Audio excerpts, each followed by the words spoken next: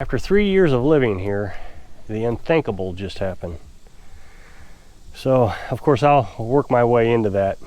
It's been a long time since I've talked about how to fill the IBC tank. The IBC tank is a 275-gallon food-grade water tank. You can buy these online. Usually you can find them used, but you need to be extremely careful with that they're food grade. We have another IBC tank that we use as a chicken coop for newer chickens that we just incubated. We take them down there to keep them separate from the regular chickens. And that one had an epoxy in it, some sort of epoxy that was for fiberglass. And it smelled like a kind of a paint type of smell. It took forever for that to air out. So you want to be careful you don't get some sort of chemical tank. We fill this tank, I fill it daily now since we've been doing it off the solar panels. For the last 2 months I've been telling you we've upgraded our solar panels. I've been showing you how we did that. We got a new charge controller, 2 new panels, and now we can run the well pump off the solar panels. Used to be we had to run the well pump off that generator. It was a propane dual fuel generator, but we really haven't had to run the well pump off the generator since I've made these improvements. So it's kind of refreshing to turn the well on now and not hear that hum of the motor. It's not a loud noise, but it's just odd not to hear it. At least it was at first. Now it's no big deal. I used to fill this pretty slow. I used to let it go 2 or 3 days before we filled it, and it could get down to half a tank of water before I filled it.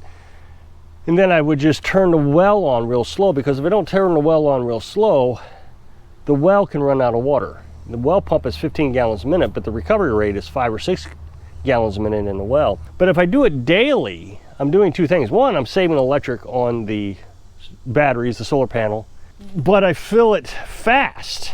So it fills water quickly, saving electricity.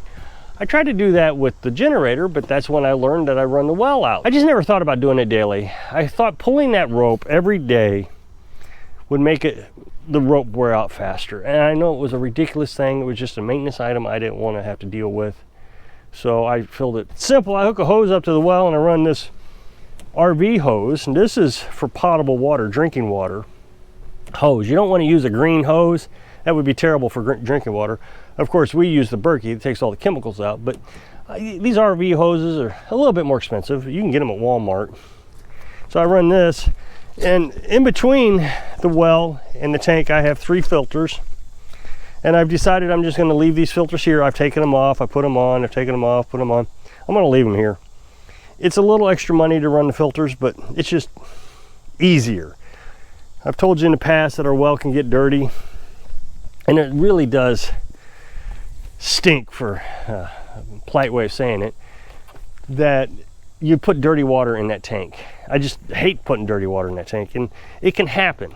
It just happens that if the well is dirty, this is an old well. I've told you many times it's an old well. It was dug no later than 1974. I've done all kinds of improvements on it, put a new concrete pad down, put a well packer in there, a new well liner, built this building. I put in a French drain so water doesn't come around it right here. So that means water goes down in these rocks. You can see the rocks there. It goes down in the rocks into a pipe that has holes in it.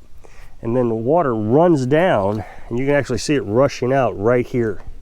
You can see the rocks have actually kind of ran down the hill a little bit. And it helped out a lot. But during flooding rains, it still gets dirty. If it rains nonstop for a week, I mean, that's happened before, it can get dirty also. So then you wait 3 days. You flush out the well, just running it, all the way open until it empties. Shut it off. You do that 3 times, and then the well cleans up. As you can see, I'm not starting the generator. I walked down here to turn it on. I've thought about putting a switch up here where I can turn it on, off up here, but I would still have to walk down here. This pump takes the larger inverter, and I shut that inverter off because it uses 2 amps of electricity even if there's no load on it, 2 amps per hour. So in a 24-hour period, that's a full batteries of usage. So I shut it off when it's not in use, and I use a 1,000-watt inverter. So I have 2 inverters here. That one's always on, that's a 1,000-watt. And then we got this one, this is the 2,000-watt. So I turn that on, and you can see I've got power strips here I have different power strips, so one goes to each location. This power strip runs the house and the camper. Of course, there's nothing on in the camper right now. This power strip is black also, and I was using this one for the air conditioner. I was thinking kind of like the house needs to be black, so air conditioner's house, and the house is house, so that's both black. And then the well pump I put on a white power strip. So I turn on the power strip. You can hear the fan slowing down because it's pulling amps out of the battery and out of the charge controller. So then I walk back up here, but it's not too bad. I don't have to rush or anything because the pipe is 100 feet. Of course, I'm walking a little slow, so I can already hear it running, but it's 100 feet down. I let that water drain about 70 feet back down because in freezing weather, I don't want the well pump to the hose, the pipe, to freeze. So I let that drain back down. Got a little hole in this black pipe here, about 70 feet down. That drains it all the way back down. So now I run it into a bucket like this, just to make sure the water's not dirty. Now I've already done this experiment this morning to make sure the water wasn't dirty, so I can make this video. That's why the bucket is running over. Typically, I don't lose any water. I use everything that comes out of the well. Then I switch this over to the hose, and then I turn it all the way up. That way, it fills in a hurry.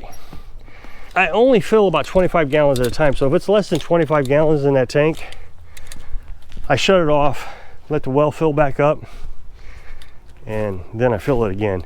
We're right at 25 gallons now. We used a lot of water yesterday for some reason. Now I put a little tool or something over the hose so it doesn't come popping out. So there it is. So there's no proof that I'm actually running it off solar panels other than what I've just showed you.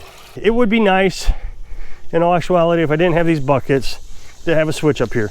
But like I said, I feel like I gotta go down there and turn it on and off anyway, so just as well leave it down there. I don't know, maybe as I get older I'll put a switch up here so I don't have to run so fast.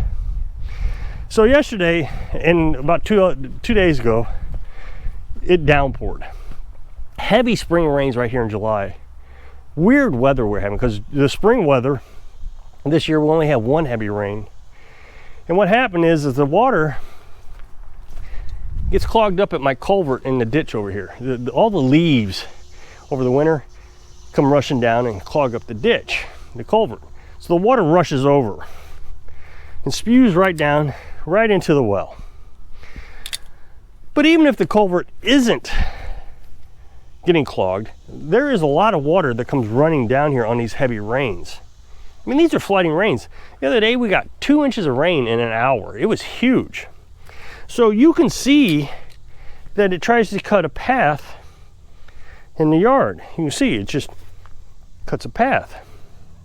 Well, I watched this path on one of the rains a while back. I decided that the French drain is too close to the edge of the well. So as the French drain fills up right here, the water isn't running off fast enough before the ground in between the French drain and the well saturates. So then that water, that saturated soil, lets that water drip down into the well because it's so close. I did something pretty simple and it worked.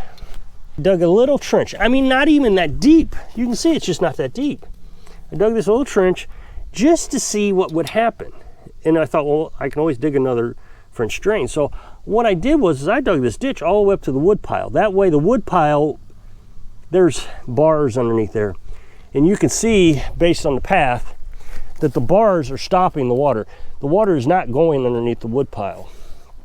So I dug a ditch right up to the wood pile, and all that water that comes rushing down hits this ditch and shoots straight down there. So yesterday's rain, I sat here at the window right behind me, and I watched it. And it did. It did such a fantastic job, even at the depth that it's at. I don't need to do anything. Actually saw the hose here, which I didn't really think about, damming up the water. It was kind of just shooting over it. This is a really steep hill, and I know in the camera you can't really judge how steep it is, but it is massively steep. What I'm trying to avoid is for the water to run down and back over here. And so I've done all kinds of things. I've dug this down right here a little bit better, and I've got the roof coming way out past that concrete block. So yesterday, I didn't get any water, none, zero, coming down in here. You can see, well, you can't see, I can see, that everything is just, well, you can see, everything is just dry, which never happens in these flooding rains. This always gets damp. And if that gets damp, water gets down in that well. So once again, it just took time. It's taken 3 years to get all this worked out so I could figure out how to keep this well from getting dirty. I just dug that French drain too close to the well. I dug the French drain the same distance as the roof. So even though the water is coming down off the roof, it gets in that French drain. That's not a lot of water there that I have to worry about. Then all the water that collects on the roof, so I took one of these pieces of plastic that the roof is made of, and I wrapped it around here. So you can see it's wrapped around. So the water goes down in here and runs off down the hill. I have a ditch dug just like the one I just showed you. I have a ditch dug in these weeds here. It runs off. So everything is pulling water away from the well. And it worked. I am just absolutely thrilled how well this worked. I don't know about these saturating rains yet. These rains that last a week nonstop, I may not be able to do anything to avoid those. My hope is, as long as I keep that 2-foot section, I think it's 2 feet, where the French drain is to the well, dry, I shouldn't have any problems. And the reason I believe this is how they designed the wells in the first place. All the wells around here have concrete buildings that go out 4 feet from the center of the well hole. Well, that's what that well house is, that roof. It's 4 feet from the center. So it hangs over 2 feet. I mean, I could have made the whole building that big. I just didn't want to pour that much concrete. The concrete is to specifications. The concrete is 2 feet all the way around the hole. Everything is to specification now, yet the water was still getting dirty, even with the well packer. I might work on that ditch a little bit better, keep an eye on it, see how it does. I just knew after all the water we used yesterday that the water was going to be dirty. I was just sure of it. Here we are filling the tank up after a major rain we had last night. So it's almost full. And I let this fill all the way to the top. It'll start bubbling because the hole is higher than the walls of the top roof of this. It'll start bubbling up. So when it starts bubbling, I go down and shut it off. Now my buckets are full. I might have a bucket over here I can save some of the water in. I found my bucket, so I'm gonna put a bucket over here so we don't waste any of that water. I already wasted a little bit. And we use this extra water for all kinds of stuff. Feeding the chickens. It's gotten so hot recently that I put a black tub in the chicken coop for the chickens. So if they want, they can get in it. They haven't, but they sure do sit around it, stand on the edge of the tub, drinking out of it. And they seem much happier with that. So you can see that it's bubbling. Kind of explain what's going on. Starting to roll over. So now I come back down here and I'll switch it back over. I got to turn that water back down.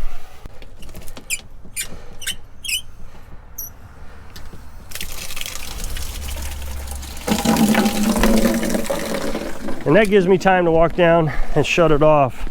And I really don't have to walk that fast. It'd only fill it about half full. And when we get the camper out of the way, it won't be such an obstacle course.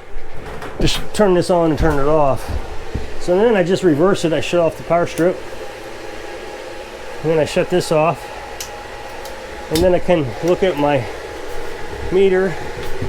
So the batteries are down to 12.9, excuse me, volts. See, and then the other one is, okay, so that's amps. So that was at 25 amps. This one's at 21 amps. So we're producing 46 amps between the two charge controllers going into one battery bank, which is right. Now, just so you know, when I turn the well on, it runs off the batteries for a couple minutes. So that way it will discharge the batteries down to about 12.9 like we saw. That way when you shut the well off, it doesn't overcharge the batteries. If it left the batteries at 14.4 volts, which is max voltage, you would burn up the battery as soon as you shut the well off, because the charge controller doesn't have time to react to that shut off.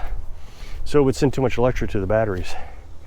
So that's all there is to filling the IBC tank. It's not hard. And people complain that I should simplify this. It's good exercise walking up down the hill at least once a day. If you click this up next box, take you to a video where I was talking about power outage. So I hope I can inspire you to solve your problems, even if it takes 3 years, so you can live your dreams. Thanks for watching.